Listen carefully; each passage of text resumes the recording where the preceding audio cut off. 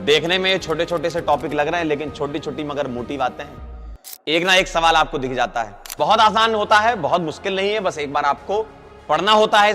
इन type के topic ना, इनको पॉकेट टॉपिक्स बोलते हैं, छोटे छोटे से होते हैं ये, लेकिन इनको एक बार पढ़ना होता है आपको। जैसे अगर आप खुद से देखें तो आपको सिलेबस में क्या क्या दिखेगा, मैं आपको सिलेबस के साथ साथ में भी आइडिया देते जा रहा हूं ताकि आपको आइडिया पता चले। तो आज हम कवर करने जा रहे हैं, देखने में ये छोटे छोटे से टॉपिक लग रहे हैं, लेकिन छोटी छोटी मगर मोटी बातें हैं। एक ना एक सवाल आपको दिख जाता है, एक ना एक सवाल आपको दिख जाता है।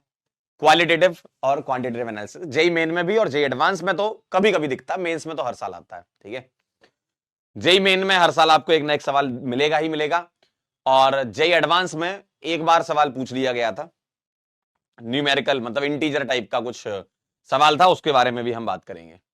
क्लियर है? बहुत आसान होता है, बहुत मुश्किल नहीं है, बस एक बार आपको पढ़ना होता है। इन टाइप के टॉपिक ना, इनको पॉकेट टॉपिक्स बोलते हैं, छोटे छोटे से होते हैं ये, लेकिन इनको एक बार पढ़ना होता है आपको। ठीक है, प्रैक्टिकल ऑर्गेनिक केमिस्ट्री के अंदर ही है ये, है ना, अपन ने इसी में डाल दिया इसको, कह रहे हैं डायरेक्ट लेक्चर टू। अरे यार मैंने आपको प्रैक्टिकल ऑर्गेनिक केमिस्ट्री करवाई कि नहीं करवाई? प्रैक्टिकल ऑर्गेनिक केमिस्ट्री हमने की, जी हां सर की।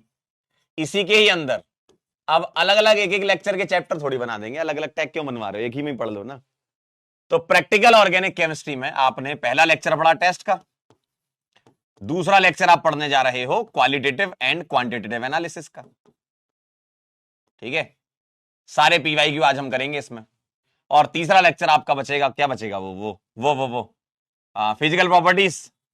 ठीक है, फिजिकल प्रॉपर्टीज, प्यूरिफिकेशन, क्योंकि मैं फिजिकल प्रॉपर्टी के बाद आपको प्यूरिफिकेशन पढ़ाना चाहता हूं, क्योंकि फिजिकल प्रॉपर्टी में कुछ कॉन्सेप्ट बताऊंगा, उसका एप्लीकेशन थोड़ा प्यूरिफिकेशन में लगेगा तो ज्यादा क्लैरिटी से समझ में आएगा आपको, है ना। कुछ बॉन्ड वॉन्ड डाइपोल आइपोल इन सब की बातें करेंगे हम कल, प्यूरिफिकेशन और पॉलीहेलोजेंस।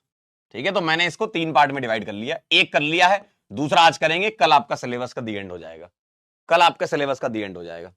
चलिए, तो मैं इसमें से आपको, जैसे अगर आप खुद से देखें तो आपको सिलेबस में क्या क्या दिखेगा, मैं आपको सिलेबस के साथ साथ में भी आइडिया देते जा रहा हूं ताकि आपको आइडिया पता चले। ठीक है, ये वाला कल प्यूरिफिकेशन वाला पोर्शन, क्वालिटेटिव क्वांटिटेटिव आज, ये हम आज करेंगे। और ये कैलकुलेशन ऑफ एम्पेरिकल फॉर्मूले भी सिलेबस में डला हुआ है, ये आपने मोल कॉन्सेप्ट में पढ़ रखा है। मैं आपको याद दिलाता हूं,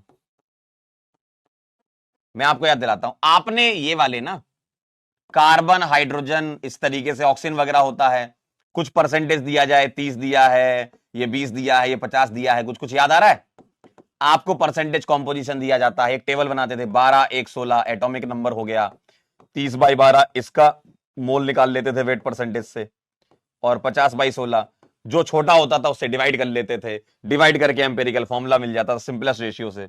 और मॉलिक्यूलर फॉर्मूला जो होता था, एम्पेरिकल फॉर्मूला होल एन होता था, और एन होता था molecular formula weight upon empirical formula wait.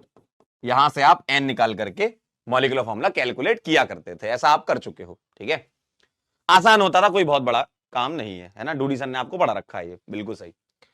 तो आज हमें बातें करनी है इसकी, डिटेक्शन ऑफ नाइट्रोजन करेंगे, सल्फर करेंगे, फास्फोरस करेंगे, हेलोजन करेंगे। ठीक है, और quantitative estimation, percentage carbon, hydrogen, nitrogen, halogen, sulphur, phosphorus, इन सब का हम परसेंटेज कैलकुलेशन के फॉर्मूलेज लिखेंगे। मैं आपको तरीका बताऊंगा, सिंपल मोल कॉन्सेप्ट लगा के आप निकाल सकते हो। ठीक है, क्लियर एकदम? तो ये कहानी है हमारी आज की। ठीक,